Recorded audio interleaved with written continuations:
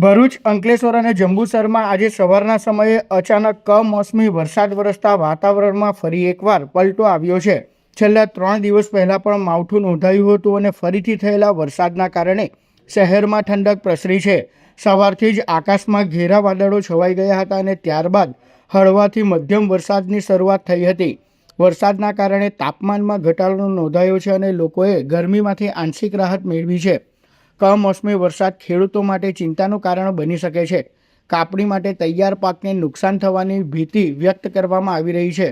ખાસ કરીને ઘઉં અને શાકભાજીના પાકને નુકસાનની શક્યતા વ્યક્ત કરવામાં આવી રહી છે. હવામાન વિભાગે આગામી દિવસોમાં હવામાનમાં વધુ ફેરફારની શક્યતા વ્યક્ત કરી છે. શહેરમાં ઠંડકભર્યું વાતાવરણ જોવા મળી રહ્યું છે. આ તરફ જંબુસરના કોરા સહિતના ગામોમાં પણ વાતાવરણમાં પલટો આવ્યો હતો. સવારના સમયે વરસાદ વરસ્યો હતો. જંબુસર પંથકમાં વરસાદ વરસતા કપાસ, તુવેર અને મગના પાકને નુકસાનીની શક્યતા વ્યક્ત કરવામાં આવી રહી છે.